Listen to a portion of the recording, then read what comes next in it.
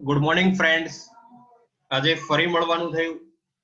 વિદ્યાર્થી મિત્રો, આપણે ધોરણ 12 વિષય અકાઉન્ટ ચેપ્ટર નંબર 7 ભાગીદારી પેઢીનું વિસર્જન, જેમાં વિદ્યાર્થી મિત્રો આપણે અગાઉના વિડિયો લેક્ચર્સમાં શરૂઆતનું પાકું સરવૈયું તૈયાર કરી શરૂઆતની મૂડી શોધવાના દાખલા સુધી અભ્યાસ કરેલો.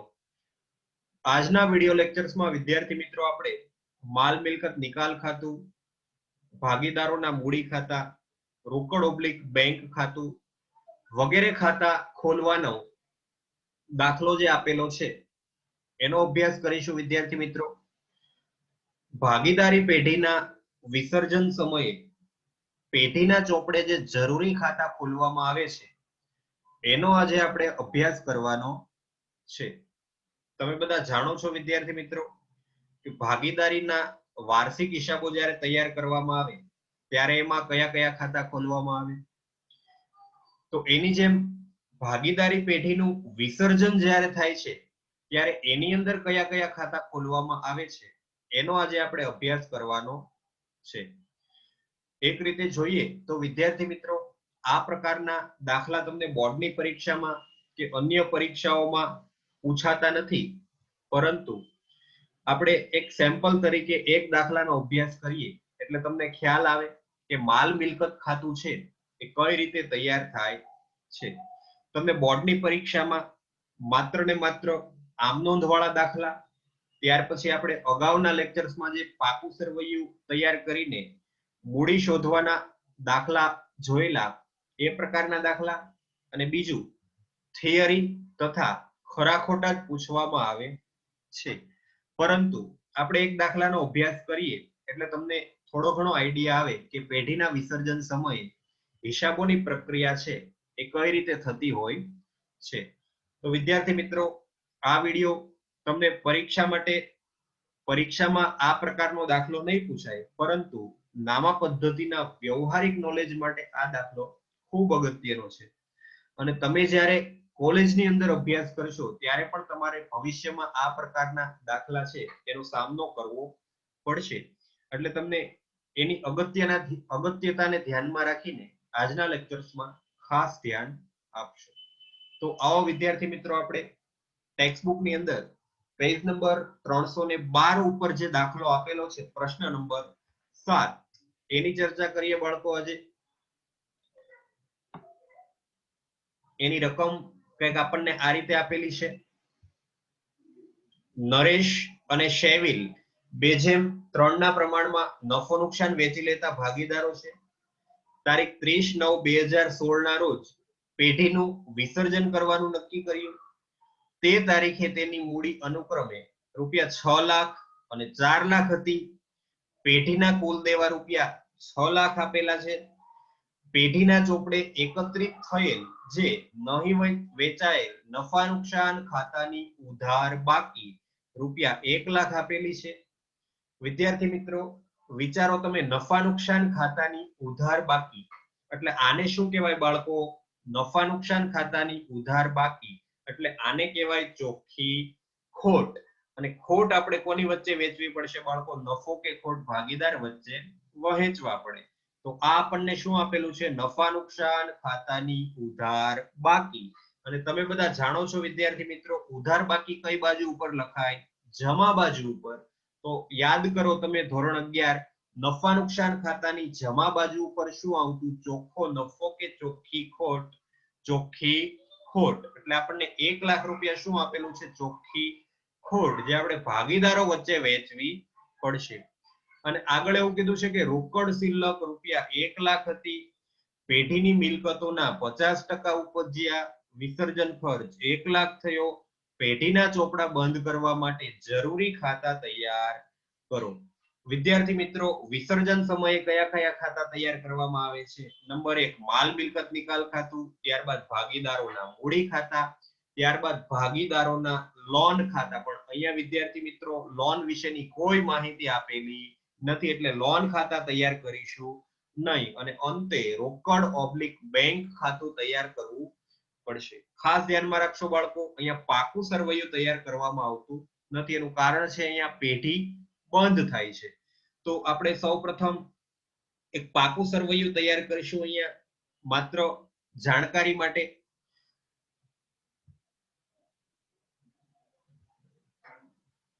શરૂઆતનું પાકું સરવૈયું તૈયાર કરવું પડશે આપણે. મૂડી દેવા અને મિલકત લેણા.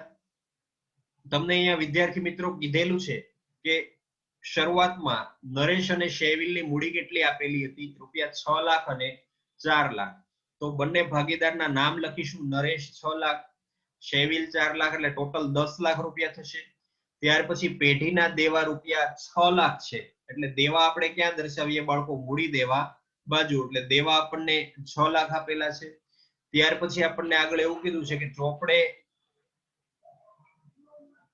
એકત્રિત થયેલ જે નહીં વેચાયેલી નફા નુકસાન ખાતાની ઉધાર બાકી ₹1 લાખ છે. ઉધાર બાકી એટલે બાળકો પાકા સરવૈયાની ઉધાર બાજુ બતાવવી પડે.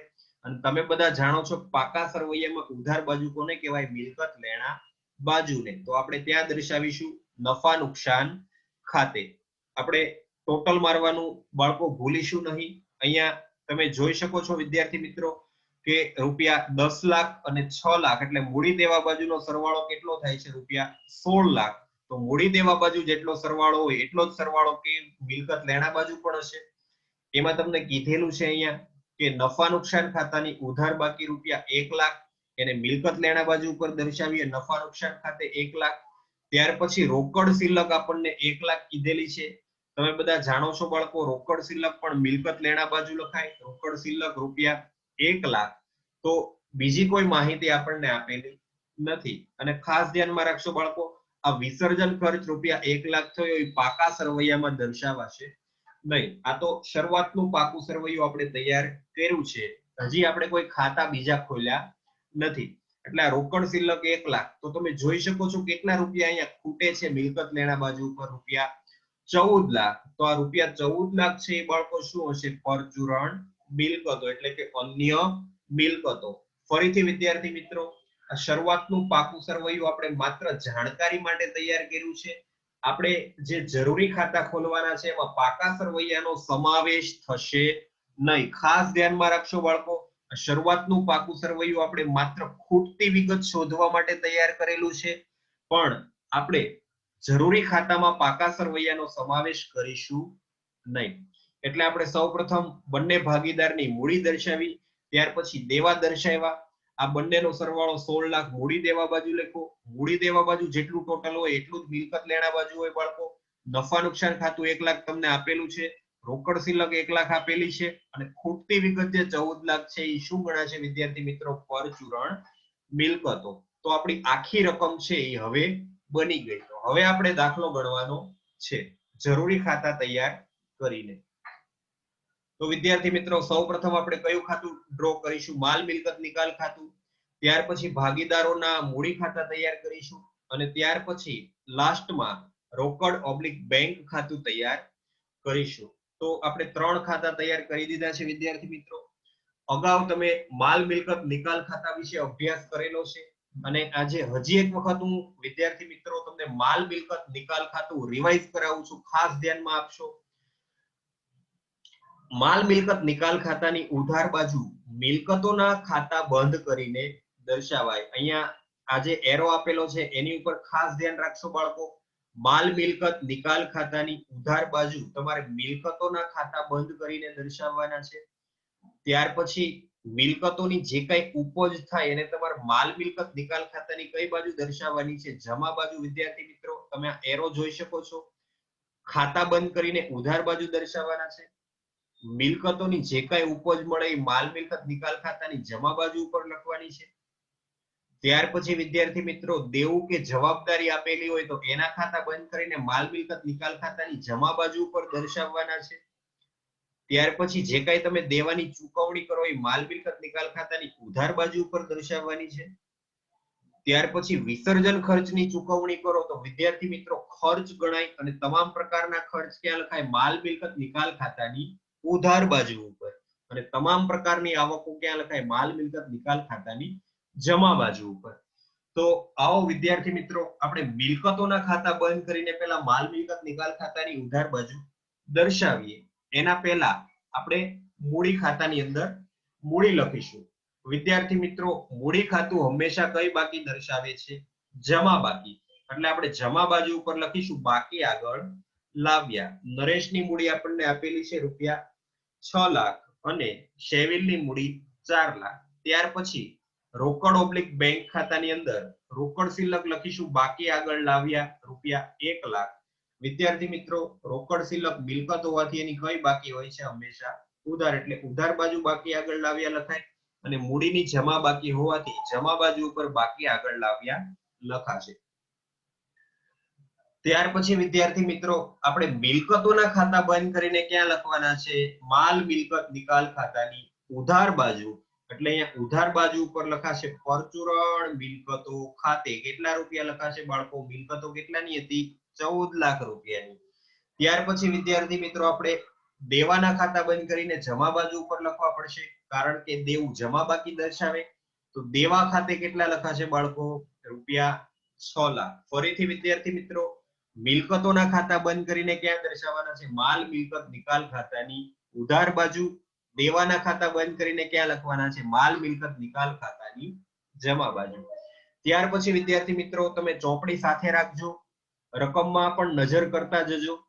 તમને રકમમાં એવું કીધેલું છે છેલ્લી લીટીમાં કે પેઢીની મિલકતોના 50,000 રૂપિયા, સોરી, પેઢીની મિલકતોના 50% ઉપજ્યા. ફરીથી રિપીટ કરું છું વિદ્યાર્થીઓ, પેઢીની મિલકતોના 50% ઉપજ્યા.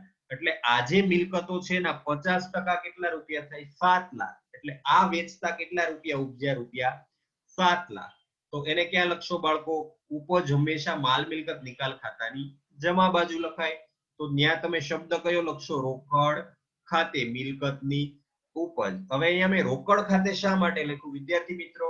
મિલકત વેચો તો ધંધાની અંદર રોકડ આવે, એટલે રોકડ ખાતે લખાશે કૌંસમાં મિલકતની ઉપજ. રકમ કેટલી આવશે? રૂપિયા 7 લાખ. અને તમે આમ નોંધ તરીકે વિચારો તો જો કોઈ મિલકતની ઉપજ મળે તો નોંધ કેવી થાય? રોકડ ઓબ્લિક બેંક ખાતે ઉધાર અને તે માલ મિલકત નિકાલ ખાતે જમા. એની ખતવણી તમે કરો તો માલ મિલકત નિકાલ ખાતાની જમા બાજુ ઉપર શબ્દ કયો લખવો પડે? રોકડ ખાતે મિલકતની ઉપજ. અને વિદ્યાર્થી મિત્રો, આની ક્રોસ એન્ટ્રી તમારે રોકડ ખાતામાં આપવાની છે. તો માલ મિલકત નિકાલ ખાતાની જમા બાજુ રોકડ ખાતે લખો, તો રોકડ ખાતાની ઉધાર બાજુ કયા ખાતે લખાશે બાળકો? માલ મિલકત નિકાલ ખાતે. કેટલા લખાશે? રૂપિયા 7 લાખ. એનું કારણ છે ધંધામાં રોકડ આવે. ત્યાર પછી વિદ્યાર્થી મિત્રો, દેવાની ચૂકવણી કરવી પડે આપણે. મિલકતો વેચતા પૈસા મળે એમાંથી, પણ દેવા કઈ કિંમતે ચૂકવવા એના વિશે કોઈ સ્પષ્ટતા કરેલી ન હોય તો દેવું ચોપડે કિંમતે ચૂકવવું પડે. તો દેવાની ચૂકવણી ક્યાં લખાશે? માલ મિલકત નિકાલ ખાતાની ઉધાર બાજુ. એટલે અહીંયા રોકડ ખાતે દેવા ચૂકવ્યા રૂપિયા 6 લાખ. અને વિદ્યાર્થી મિત્રો, દેવા ચૂકવતા રોકડ જાય એટલે એની આમ નોંધ કેવી બને? માલ મિલકત નિકાલ ખાતે ઉધાર અને તે રોકડ ઓબ્લિક બેંક ખાતે જમા. તો આપણે એની ખતવણી કરીએ તો માલ મિલકત નિકાલ ખાતાની ઉધાર બાજુ રોકડ ઓબ્લિક બેંક ખાતે લખાય રૂપિયા 6 લાખ. અને એની બીજી અસર ક્યાં આવશે બાળકો? રોકડ ઓબ્લિક બેંક ખાતાની જમા બાજુ. પણ ત્યાં શબ્દ કયો લખાશે? માલ મિલકત નિકાલ ખાતે. કેટલા રૂપિયા ચૂકવ્યા આપણે? રૂપિયા 6 લાખ. ત્યાર પછી વિદ્યાર્થી મિત્રો, વિગત આપણને આપેલી છે કે વિસર્જન ખર્ચ રૂપિયા 1 લાખ થયો. કોઈ પણ ખર્ચ વિદ્યાર્થી મિત્રો માલ મિલકત નિકાલ ખાતાની કઈ બાજુ લખાય? ઉધાર બાજુ. એટલે આપણે અહીંયા લખીશું રોકડ ઓબ્લિક બેંક ખાતે વિસર્જન ખર્ચ. અને રોકડ ખાતાની કઈ બાજુ અસર આવશે વિદ્યાર્થી મિત્રો?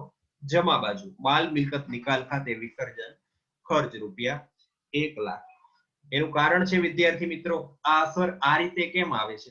તો વિસર્જન ખર્ચ ચૂકવો તો આમ નોંધ કેવી બને? આપણે અગાઉના વિડીયોમાં અભ્યાસ કરેલો છે કે માલ મિલકત નિકાલ ખાતે ઉધાર તે રોકડ ઓબ્લિક બેંક ખાતે જમા. તો હવે તમે એની ખતવણી કરો તો માલ મિલકત નિકાલ ખાતાની ઉધાર બાજુ શબ્દ કયો લખાય? રોકડ ખાતે વિસર્જન ખર્ચ. અને રોકડ ખાતાની જમા બાજુ માલ મિલકત નિકાલ ખાતે વિસર્જન ખર્ચ. ત્યાર પછી વિદ્યાર્થી મિત્રો, આપણને નફા નુકસાન ખાતાની ઉધાર બાકી એક આપેલી છે, એનો પણ હિસાબ કરવો પડશે. નફા નુકસાન ખાતાની ઉધાર બાકી ખોટ કહેવાય બાળકો. અને ખોટ હોય તો એને મૂડી ખાતાની કઈ બાજુ લખવી પડે? ઉધાર બાજુ. ટૂંકમાં ઉધાર બાકી છે એ મૂડી ખાતાની ઉધાર બાજુ આવે અને જમા બાકી મૂડી ખાતાની જમા બાજુ આવે. જો તમને એ રીતે ન સમજાતું હોય તો ઉધાર બાકી છે એ બાળકો શું કહેવાય? ખોટ. અને ખોટ હંમેશા મૂડી ખાતાની કઈ બાજુ આવે? ઉધાર બાજુ. તો આપણે લખીશું નફા નુકસાન ખાતે જે 1 લાખ રૂપિયા આપેલા છે એને આપણે 2:3 ના પ્રમાણમાં વેચીએ તો આપણને કેટલા જવાબમાં મળે છે? રૂપિયા 40,000 અને રૂપિયા 60,000. ત્યાર પછી વિદ્યાર્થી મિત્રો આગળ ગણતરી કરતા હવે આપણે કોઈ વિગત બાકી રાખી નથી. તો હવે આપણે માલ મિલકત નિકાલ ખાતું બંધ કરવું પડશે. તમે જોઈ શકો છો કઈ બાજુ સરવાળો વધારે થાય છે? તો કે ઉધાર બાજુ વધારે થાય છે. જોઈ શકો છો 14 લાખ વત્તા 6 લાખ વત્તા 1 લાખ રૂપિયા 21 લાખ. તો આ સરવાળો બંને બાજુ લખીશું અને જમા બાજુ જે તફાવત રૂપિયા 8 લાખ મળે છે એ બાળકો શું કહેવાશે? વહેંચણી પાત્ર ખોટ. એને 2:3 ના પ્રમાણમાં તમારે વહેંચવી પડશે નરેશ અને શેવિલ વચ્ચે. તો ગણતરી કરતા આપણને 3,20,000 અને 4,80,000 મળે છે. ખોટ ક્યાં લખાય બાળકો? મૂડી ખાતાની ઉધાર બાજુ. એટલે આની ક્રોસ એન્ટ્રી અહીંયા આવશે, તમે જોઈ શકો છો. પણ ત્યાં તમે શબ્દ કયો લખશો બાળકો? વહેંચણી પાત્ર ખોટ કૌંસમાં માલ મિલકત નિકાલ ખાતે 3,20,000 અને 4,80,000. તો વિદ્યાર્થી મિત્રો હવે કોઈ વિગત બાકી રહેતી નથી. તો હવે આપણે મૂડી ખાતા ક્લોઝ કરવાના છે. તમે જોઈ શકો છો બાળકો મૂડી ખાતાની કઈ બાજુ ટોટલ વધે છે? નરેશમાં જમા બાજુ. તો જમા બાજુનો સરવાળો આપણે બંને બાજુ લખવો પડશે વિદ્યાર્થી મિત્રો. રૂપિયા 6 લાખ રૂપિયા 6 લાખ અને ખૂટતી રકમ જે તમને દેખાય છે વિદ્યાર્થી મિત્રો એ 2,40,000. તમે અત્યાર સુધી કયા ખાતે લખવા માટે ટેવાયેલા છો? બાકી આગળ લઈ ગયા. પણ વિદ્યાર્થી મિત્રો આ પેઢીનું વિસર્જન થાય છે. હવે આપણે પેઢી બંધ કરીએ છીએ એટલે બાકીને હવે આગળ લઈ જવાની ન હોય. એટલે આ કયા ખાતે લખાશે બાળકો? રોકડ ઓબ્લિક બેંક ખાતે. આ 2,40,000 રૂપિયા જે નરેશનો મૂડી ખાતાનો વધારો છે એ ભાગીદાર લઈ જશે. એટલે આપણે કયા ખાતે લખીશું? અહીંયા રોકડ ખાતે. અને એની ક્રોસ એન્ટ્રી ક્યાં આપીશું? આપણે રોકડ ખાતાની જમા બાજુ. એટલે નરેશના મૂડી ખાતે રૂપિયા 2,40,000. આનો મતલબ શું થાય બાળકો? કે નરેશના પેઢીમાં 6 લાખ રૂપિયા જે જમા હતા એની સામે નરેશના જે 3,20,000 અને 40,000 રૂપિયા બાદ કરતા ફાઇનલી નરેશના ભાગે છેલ્લે કેટલા રૂપિયા વધે છે? રૂપિયા 2,40,000. તો એ નરેશ પોતાના ઘરે લઈ જશે. ત્યાર પછી વિદ્યાર્થી મિત્રો શેવિલનું ખાતું આપણે બંધ કરીએ તો શેવિલના રૂપિયા 4 લાખ પેઢીમાં જમા છે. પણ એની સામે તમે જો 4,80,000 અને 60,000 રૂપિયા ઉધાર છે. તો અહીંયા ઉધાર બાજુનો સરવાળો વધારે થાય છે 5,40,000 5,40,000 અને જમા બાજુ રકમ ખૂટે છે 1,40,000. તો એ પણ કયા ખાતે લખીશું? રોકડ ખાતે. અને અહીંયા શેવિલે 1,40,000 રૂપિયા પેઢીમાં લાવવા પડશે. એટલે આની અસર ક્યાં આવશે વિદ્યાર્થી મિત્રો? રોકડ ખાતાની ઉધાર બાજુ શેવિલના મૂડી ખાતે આ રોકડ લાવશે રૂપિયા 1,40,000. અને અંતે જો તમારા દાખલામાં વિદ્યાર્થી મિત્રો કોઈ ભૂલ ન હોય તો લાસ્ટમાં રોકડ ઓબ્લિક બેંક ખાતું છે સરભર થાય છે વિદ્યાર્થી મિત્રો. તો અહીંયા આપણે આ પ્રકારે સંપૂર્ણ દાખલો પૂરો કર્યો. સૌપ્રથમ તમારે કામ શું કરવાનું છે વિદ્યાર્થી મિત્રો? આને સ્ટેપમાં યાદ રાખશો તો તમને ચોક્કસ આવડી જશે. થોડો ડિફિકલ્ટ દાખલો છે પરંતુ જો તમે આને સ્ટેપ વાઇઝ યાદ રાખશો તો તમને વિદ્યાર્થી મિત્રો ચોક્કસ દાખલો આવડી જશે. અને આ દાખલામાં જો તમને વિદ્યાર્થી મિત્રો હજી કઈ કન્ફ્યુઝન લાગતું હોય તો એનો મતલબ એવો છે કે તમે આમ નોંધના અને આગળ જે શરૂઆતના મેં લેક્ચર્સ અપલોડ કરેલા છે એ લેક્ચર્સ તમે હજી સુધી જોયા નથી. એટલે જો વિદ્યાર્થી મિત્રો તમારે આ દાખલો સંપૂર્ણ સમજવો હોય તો તમે આગળના જે લેક્ચર્સ આમ નોંધના લેક્ચર્સ આપેલા છે એ લેક્ચર્સ તમે ખૂબ સારી રીતે જોશો તો તમને આ દાખલો ફાઇનલી ખૂબ જ ઈઝી લાગશે. તમારે સૌપ્રથમ શું કામ કરવાનું છે? મિલકતોના ખાતા બંધ કરીને ઉધાર બાજુ દર્શાવવાના છે. ત્યાર પછી દેવાના ખાતા બંધ કરી જમા બાજુ દર્શાવવાના છે. ત્યાર પછી મિલકતોની ઉપર જમા બાજુ દર્શાવવાની છે. દેવાની ચૂકવણી ઉધાર બાજુ દર્શાવવાની છે. વિસર્જન ખર્ચ ઉધાર બાજુ દર્શાવવાનો છે. ભાગીદારના મૂડી ખાતાની બાકી જમા બાજુ લખવાની છે. રોકડ ખાતાની બાકી ઉધાર બાજુ લખવાની છે. અને એની ક્રોસ એન્ટ્રી આપો એટલે સંપૂર્ણ દાખલો આપણો પૂરો થાય છે. એટલે આ આખી આમનોંધની રમત છે. જો વિદ્યાર્થી મિત્રો તમને આમનોંધ કમ્પ્લીટલી આવડતી હશે તો આ દાખલો તમે ખૂબ જ સરળતાથી ગણી શકો છો. તો આપણે આજની જે આપણી મીટિંગ્સ છે વિડિયો લેક્ચર એને અહીંયા પૂર્ણ કરીએ છીએ. ફરીથી મળીશું વિદ્યાર્થી મિત્રો નવા લેક્ચર્સમાં. ત્યાં સુધી દરેક વિદ્યાર્થી મિત્રોને જય શ્રી કૃષ્ણ. જો વિદ્યાર્થી મિત્રો તમને આજના અભ્યાસમાં કઈ પ્રશ્ન હોય તો અમને કમેન્ટ કરીને જણાવી શકો છો. તેનો અચૂક આન્સર આપવામાં આવશે. વિદ્યાર્થી મિત્રો અમારા લેક્ચર્સને લાઈક કરશો, શેર કરશો તેમજ સબસ્ક્રાઇબ કરશો, જેથી આવનારા વિડીયોના નોટિફિકેશન્સ તમને સૌપ્રથમ મળતા રહે.